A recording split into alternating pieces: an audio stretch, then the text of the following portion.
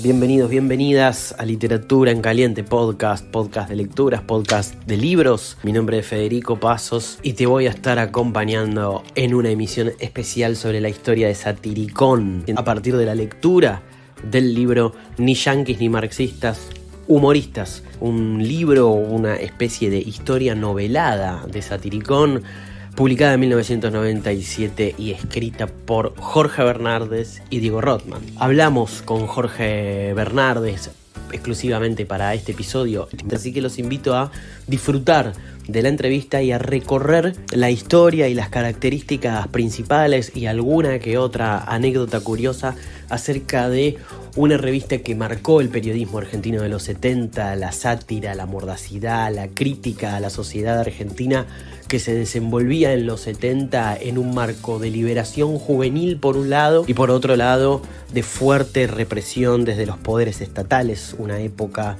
de democracia interrumpida, de golpes de estado militares y de la preparación de la vuelta de Perón que finalmente ocurre en 1973. Ese es el exacto momento, ese es el clima político en el que nace Satiricón. Pero antes de meternos en la historia del medio, vamos a escuchar a Jorge Bernardes contándonos por qué eligió con Diego Rottman escribir sobre Satiricón, por qué eligen pararse en la historia de este medio para investigarlo y para escribir un libro tan curioso, con un formato de novela, con un formato ficcionado a partir de fuentes orales reales acerca de este tema. Jorge Bernardes es periodista, humorista, guionista, ha escrito varios libros como El fin del periodismo o Las aventuras de Perón en la Tierra, y muchos de nosotros, la generación que tiene de 30 para abajo, lo conocemos como el tío Palmera. Su participación como columnista en el que para mí es el último gran programa de radio, sobre todo por lo disruptivo que fue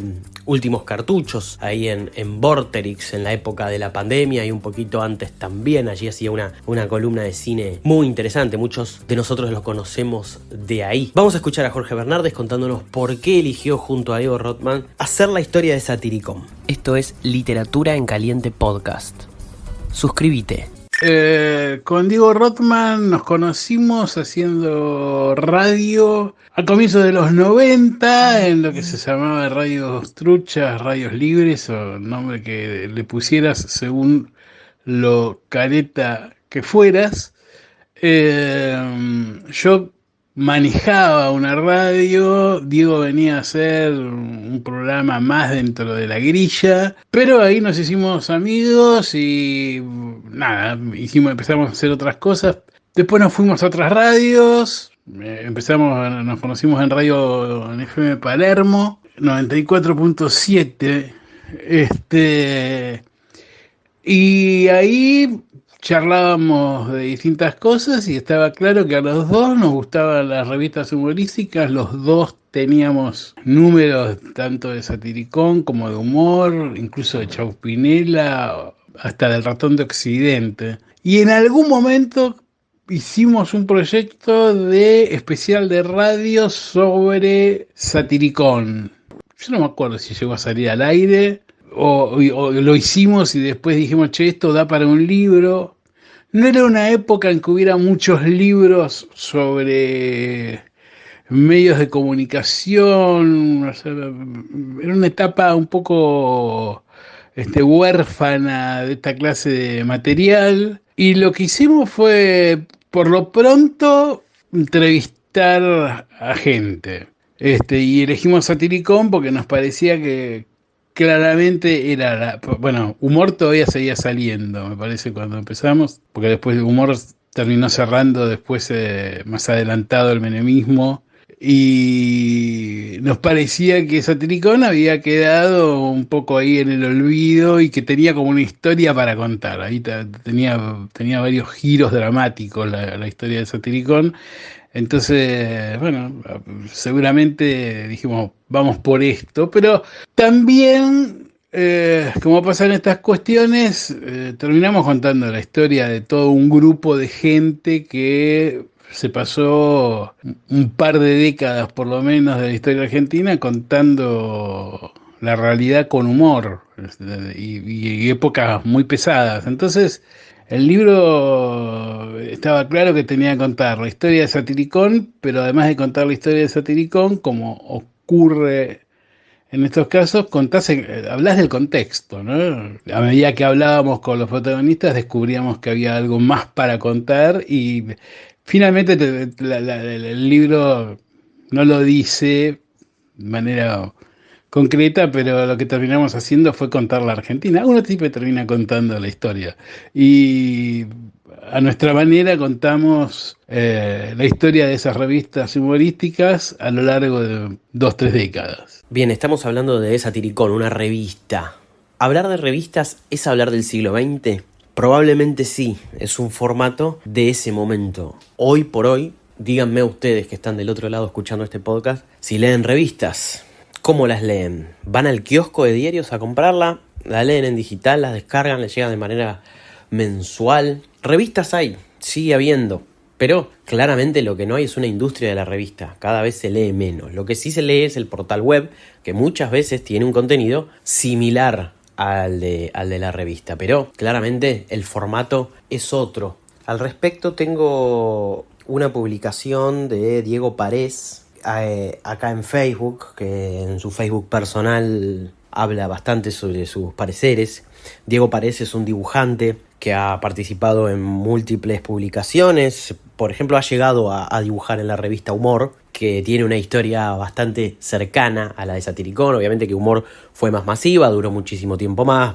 Diego Parés no es de la generación de la gente de Satiricón. Él dibujó en los 90 en revista Humor, que duró desde la dictadura hasta casi los 2000, la revista Humor. Y él acá en su Facebook, él es un dibujante aparte, es un dibujante de la puta madre, realmente. Hoy edita todos los días un chiste en el diario La Nación. Tiene una cabeza increíble y a mí me gusta mucho seguir sus publicaciones para ver en qué anda y cómo piensa, y problematiza un poco el tema este de las revistas. Él dice lo siguiente: un libro, por más bueno que sea, pongamos por caso un libro de Quino, insuperable, pero no deja de ser monótono en este sentido. El lector sabe que detrás de un chiste de Quino viene otro chiste de Quino, y luego otro y otro.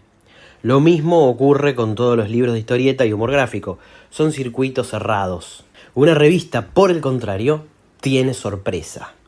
Hay todo tipo de dibujantes y todo tipo de calidades. Tiene juego, matiz. Es un circuito ampliado con cierto grado de coherencia, a diferencia de mirar dibujitos por internet, que es un circuito tan abierto e incoherente que es como la mezcla de todos los colores. Da gris. Esa es la ventaja de la revista por sobre el libro y por sobre internet. También la ventaja de la revista es que uno le presta una atención diferente porque tiene otro tiempo y otro esfuerzo a adquirirla. Hoy, en su momento, no era tan difícil, era simplemente ir al kiosco y comprarla. Hoy a veces hay que tener una suscripción, esperar a que te llegue a tu casa, y además que es un formato que va a contracorriente porque hoy se consume mucho menos. Entonces claramente el acceso y la forma de consumirlo, uno está un poco desacostumbrado. Mi opinión personal, obviamente, es que la digitalización y el internet es irreversible, o sea, no hay por qué volver para atrás. Está bueno que coexista con el papel, pero más que sea irreversible el acceso a internet y la publicación en internet, lo que sucede es que el retroceso del papel es irreversible. Yo creo que todavía no apareció una buena aplicación de acceso a revistas que por una módica suscripción, quizás, en connivencia con las editoriales y con las publicaciones, compile todas las revistas que se van publicando en la actualidad y los usuarios puedan acceder de una manera orgánica. Yo todas las páginas de digitalización de revistas o de revistas digitales que conozco nos obligan al zoom, no se adaptan a la pantalla del celular, no son completas, uno no termina de tener una experiencia ni siquiera medianamente parecida a lo que era la experiencia de papel. Volvemos a los 70, volvemos a Satiricón. ¿Quiénes leían esta revista? ¿Cuánto salía? ¿Era para un público más ilustrado? ¿Era para un público más popular? ¿Era cara? ¿Era barata? Jorge Bernardes nos cuenta eso. Esta la leía todo el mundo. Vos pensás que Satiricón y Humor llegaron a tirar 500.000 ejemplares. Satiricón salía mensualmente, después Humor salía quincenalmente. Era un público de clase media, ilustrado, con background, que entendía los chistes, que entendía las referencias, que podía leer notas escritas con inteligencia y con agudeza. Eh, el público que leía Mafalda, el que había ido al Ditela, el público que iba a los teatros. Era un público de clase media, ilustrado, con aspiraciones de cultura. Y además de ser piolas, porque las revistas humorísticas creaban esta cosa de formar como parte de un club. De hecho, Satiricón utilizaba una frase que era el círculo hermético, que era una broma entre ellos, pero en cierta forma el correo de lectores y cierto estilo y ciertas cosas que se hacían en la revista, lo que hacían era buscar que el lector formara parte de la banda que hacía la revista. Y te costaba lo que costaba una revista en esa época, digamos. El periodismo gráfico en esa época era popular, estaba en todas las casas tenían 2 o 3 revistas por semana. Te comprabas una de actualidad, una de gráfico, por supuesto, lo compraba todo el mundo, y a la altura de la cantidad de números que tiraba Satiricón, era una revista popular, no popular así tipo crónica, pero era para un público que podía pagarlo, digamos.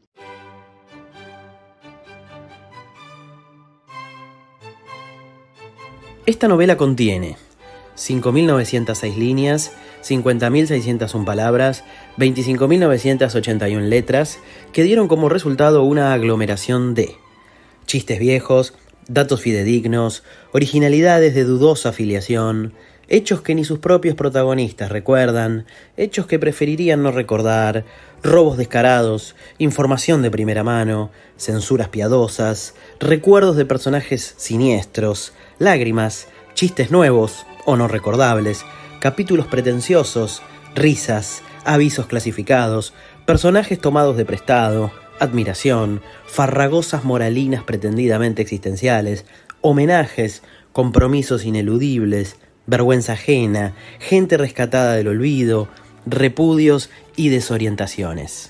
Las fuentes orales de las que hemos abrevado para materializar esta historia fueron Andrés Cassioli y Oscar Blota, Carlos Ulanovsky, Carlos Abrevaya, Jorge Ginsburg, Alicia Galotti, Mario Mactas, Alejandro Dolina, Carlos Trillo, Aníbal Litvin, Carlos Marcucci, Daniel Ripoll, Eduardo Maicas, Mario Sábato, Dr. Eduardo Miranda, Enrique Parbón Pereira, Garganta Profunda, La Abogada y Pisicaca no se rinde.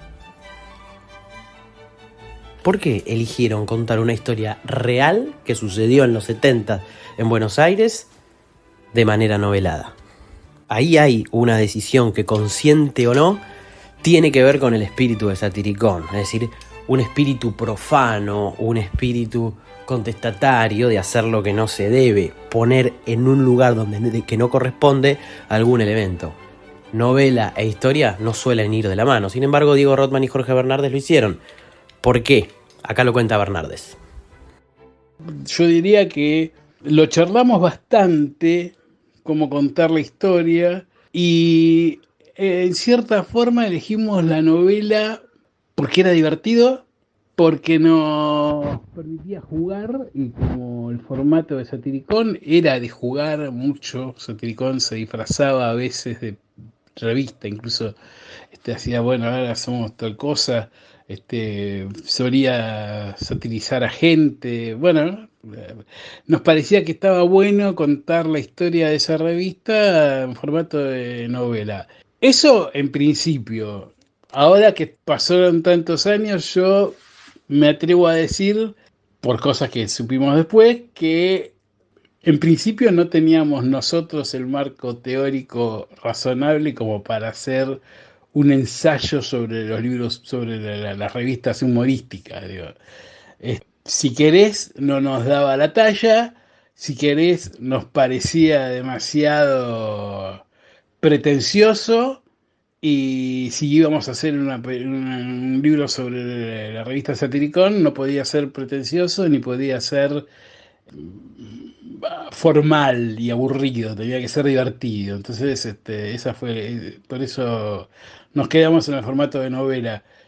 En aquel momento hubo gente que nos decía, quiten del formato novelado y hagan un ensayo. Es una cosa más aburrida del mundo hacer un ensayo. A nosotros nos parecía que nos había quedado una novela divertida y efectiva. Y después cuando llegó a los lectores, nos lo confirmaron. Digo, hubo gente que la leía online,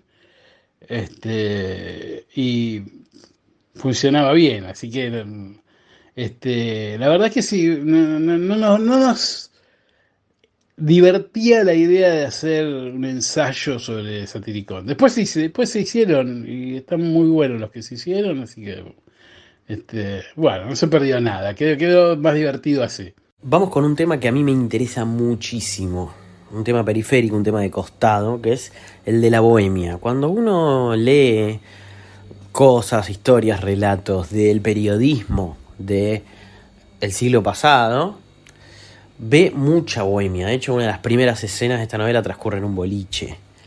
Ni yanquis ni marxistas, humoristas, esta novela sobre Satiricón transcurre en innumerable cantidad de cafés, boliches, bares, casas en las que hay reuniones bastante descontracturadas y demás. Incluso en un ambiente de cierta represión cultural, ¿no? Estamos en la antesala de la dictadura, ¿no? Cuando hablamos de Satiricón, e incluso después es pesa y termina siendo contemporánea con el crecimiento de la violencia política y de las cercanías al golpe de Estado del 76. Incluso en ese momento de atmósfera represiva se observa una gran bohemia. No solo en esta historia, sino en muchísimas historias del periodismo de los 70 y de más allá también de los 80, también de los 90. Uno siente que es la misma atmósfera del Loco Chávez, ¿no? Del periodismo aventurero, que está también transversalizado por la vida y por la aventura de hacer periodismo. Hoy, lo digo como periodista, en el oficio no hay bohemia. Estos no son tiempos de bohemia, parece algo del pasado la bohemia. ¿Por qué esto es así? Sí, existió esa bohemia que está reflejada en el libro. Mucha gente de la época nos dice que la reflejamos muy bien, además nos decían. Pero tiene que ver también con el público con que hablábamos, de quién leía la revista, cómo era la revista, cómo era el país en esa época.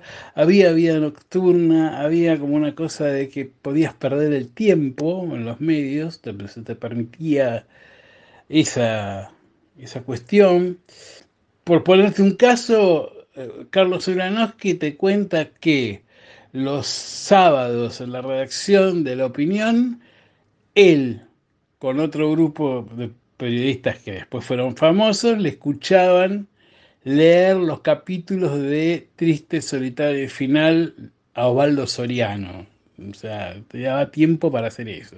Y después te ibas a tomar una ginebra ahí al Bar La Paz y andaban por las noches y sí.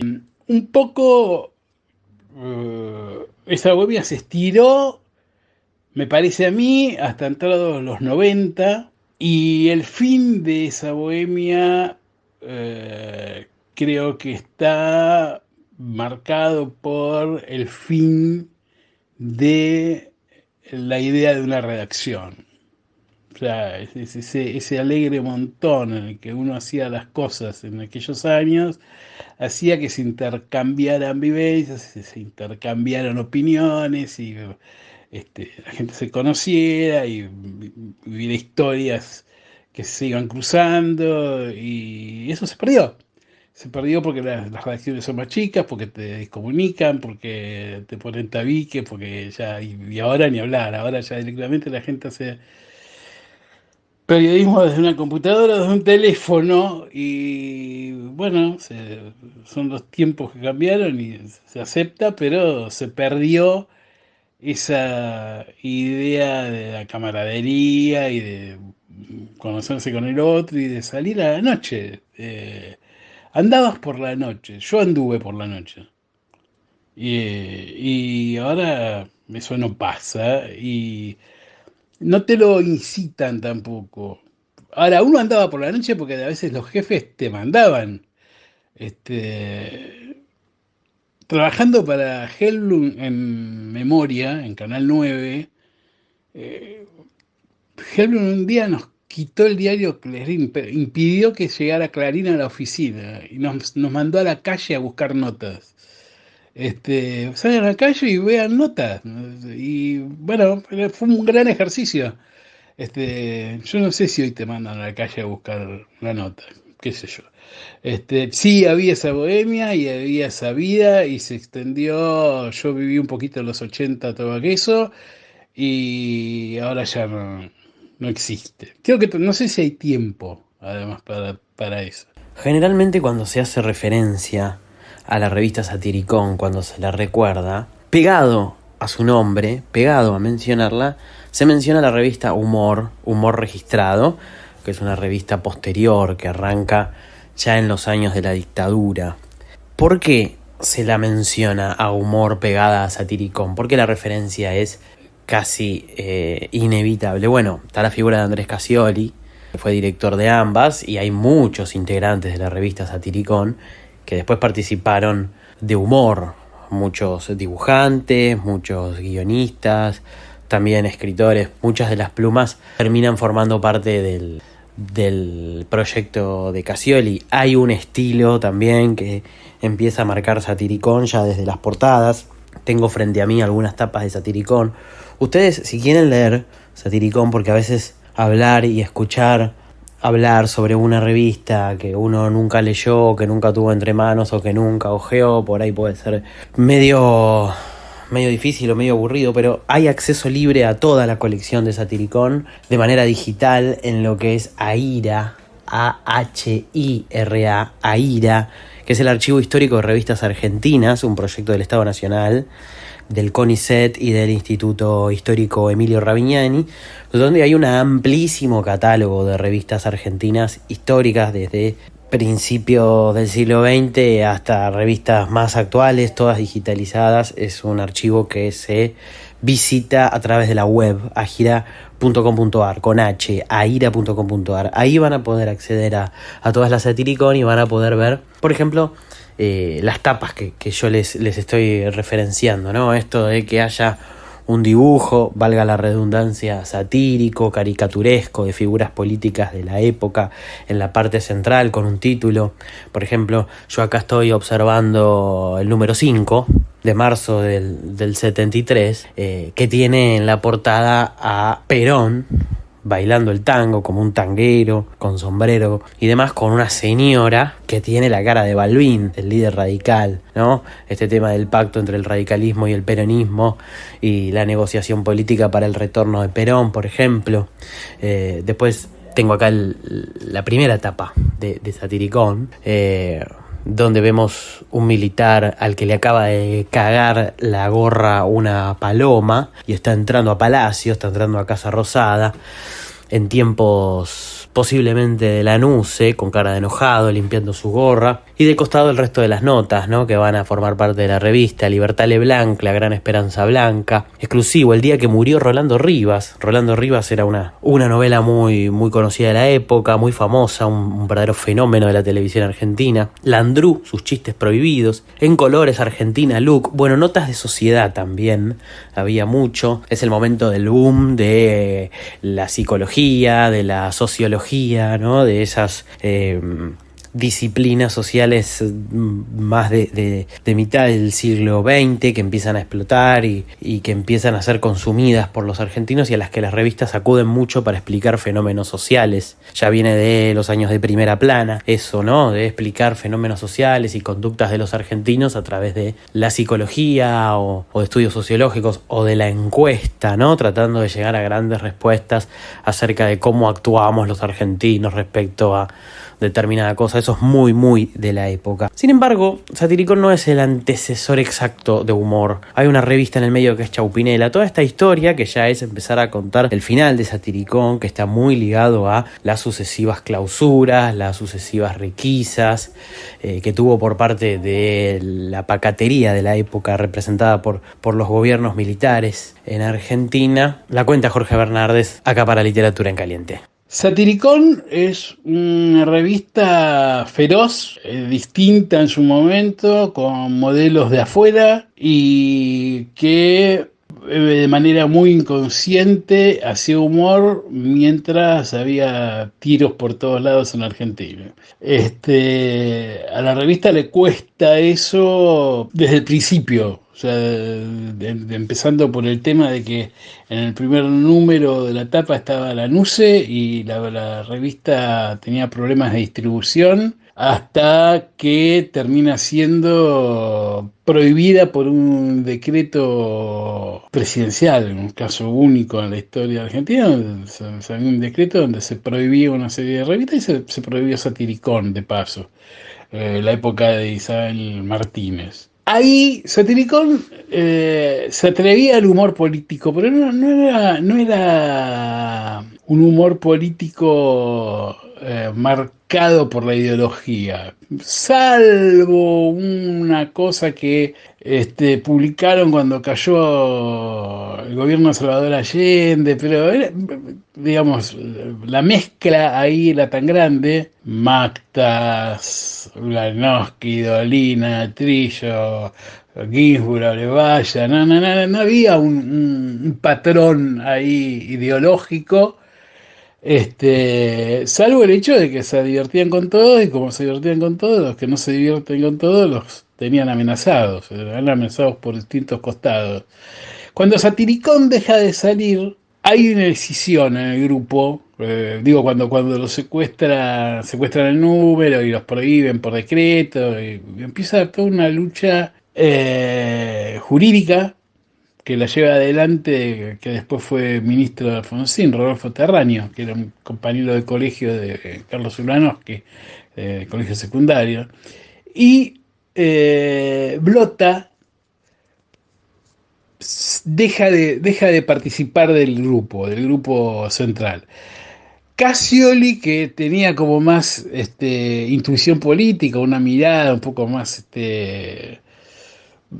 marcada por la cosa, si querés, republicana, insiste con sacar una revista que se va a llamar Chaupinela, donde sí hacía más humor político, poco más cuidado, era menos salvaje que Satiricón, y Chaupinela es el antecedente de la revista Humor Registrado. Es el grupo de gente que hacía la revista Satiricón sin Oscar Blota de integrante y sin algunos otros que tampoco participaron de esa aventura. Ahora, Chaupinela vendía bien, pero Satiricón le gana el juicio al Estado y entonces vuelve a salir Satiricón. Cuando vuelve a salir Satiricón, se vuelve a juntar al grupo original. Y ahí pasan cosas bastante complicadas, difíciles de entender a la distancia, o no tan difíciles de entender finalmente, como que entre Bernardo Neustadt como columnista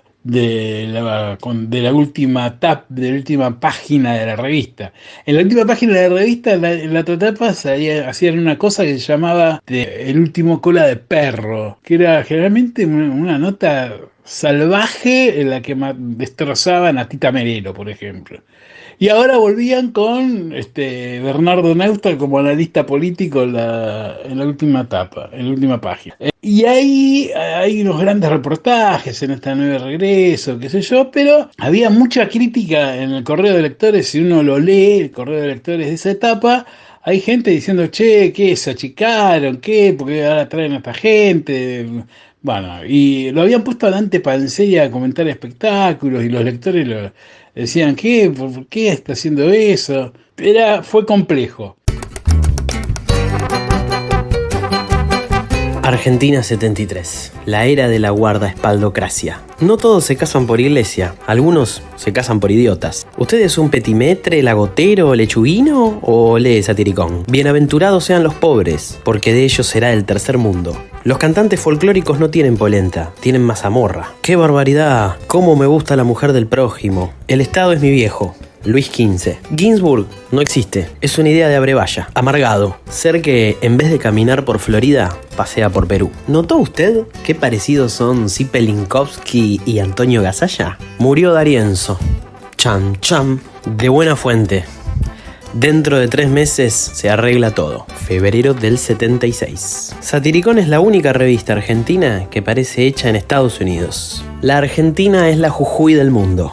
Aclaración, no es cierto que los homosexuales pasivos sean jubilados. Esto más que una gestión de gobierno es una indigestión de gobierno. No queremos pensar a cuánto va a estar el dólar cuando salga esta revista. ¿Y si en lugar de reformar la Constitución la usamos como está? Carlos Menem es la cruza de Facundo Quiroga con Arafat. Lo que necesitan los japoneses es un líder que les abra los ojos. A grandes males, grandes resignaciones. Monzón es golpista.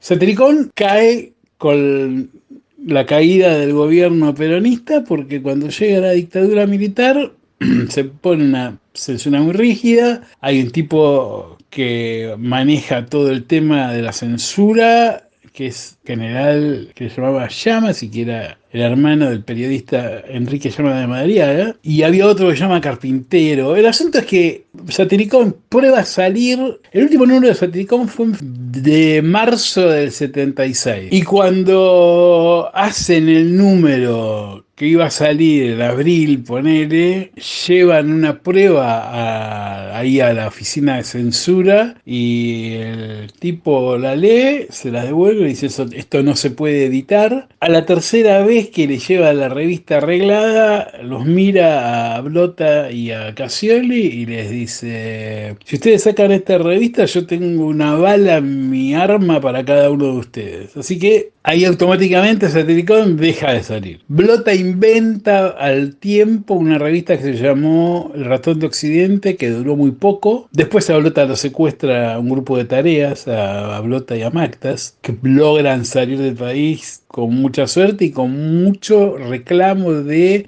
no el gremio de periodistas, sino los editores asociados, que sacan una solicitada, incluso Ernesto Sábato, que era el padre de un amigo de Mario Mactas, por otro lado, además de ser un gran escritor, por supuesto, intercede por ellos y logran irse del país. Y Cassioli se queda boyando con otro grupo de gente que hacía la revista. Algunos se pasaban a la publicidad y vivían de otras cosas, de la historieta, hasta que primero lo llama Ripoll, el editor de la revista Pelo, y les propone a Cassioli que sea el director de la versión argentina de Mad. Y Cassioli efectivamente es el director de la edición argentina de Mad, que también tiene problemas con la dictadura y que es secuestrada. Y tienen un lío bárbaro y Ripoll termina preso en la misma celda que Timerman y termina yéndose a Brasil. Y recién al año, más o menos, vísperas del Mundial 78, aparece el primer número de humor. Humor Registrado, un título que había inventado el logo, y el título los había inventado Carlos Abrevaya. Y Humor Registrado tiene como una evolución. Los primeros números de la revista Humor son pura historieta y chistes gráficos. Y la revista va ganando importancia, va ganando prestigio. Cuando empiezan a tener eso, se atreven a publicar algunas notas de opinión. La dictadura, que tenía otros problemas y que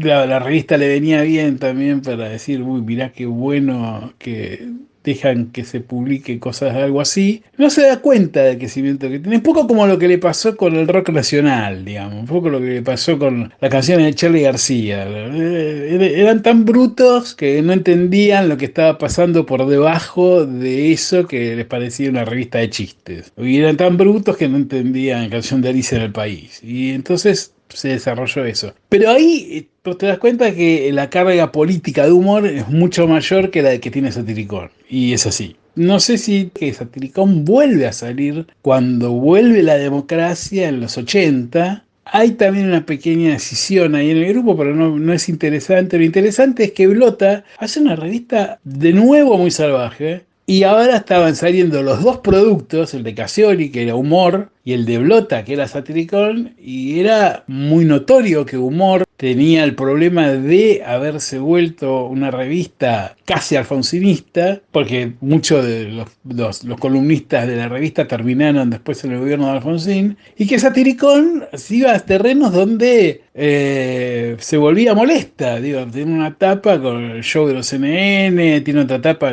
que es un dibujo de un tipo que le están haciendo el submarino, la tortura que hacía antes de meterte la cabeza en un tacho con agua, y decía, si no compra este número le hacemos el submarino.